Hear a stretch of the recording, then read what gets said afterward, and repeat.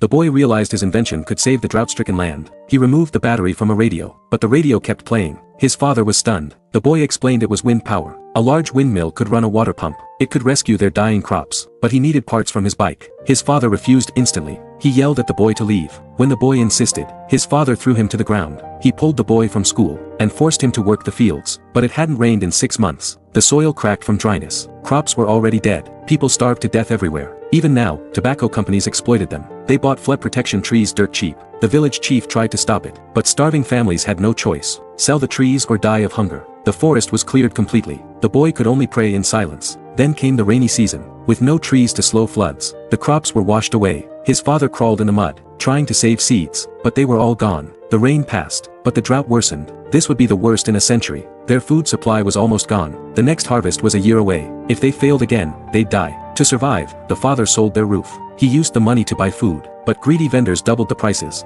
They were being starved by their own people. Then came a bit of hope. The government distributed emergency food, but only a few could get it. The boy pushed through the crowd. He finally got a little maize. He didn't exit through the front door. The streets were filled with desperate men. Back home, things got worse. A starving man broke in and stole food from his sister's hands. Their grain storage was looted clean. The worst of humanity came out. That night, the family sat together. It was their last meal. One meal a day wasn't enough. His sister broke down and ran away to stretch the little corn. They made starch and boiled leaves. This became their daily food. With no crops, they couldn't pay school fees. The boy was kicked out, but he didn't give up. School was his only hope. He had seen his teacher's bicycle light. When pedaled, the bulb lit up. It sparked a powerful idea. Wind could power a generator. A pump could bring water up. He asked his teacher for help. Through his sister, he entered the library. There he found a science book. He studied every diagram inside. Then he searched the junkyard with friends. They found a water pump and battery. Back home, he told his sister. He needed the bike generator. She stayed silent. Next morning, she was gone. She left behind a note. And the generator. The boy burst into tears. He melted old pipes for fan blades, connected the motor to the radio. A breeze blew through the room. The fan began to spin, but it wasn't strong enough. He needed a larger windmill, and he needed his father's bike chain.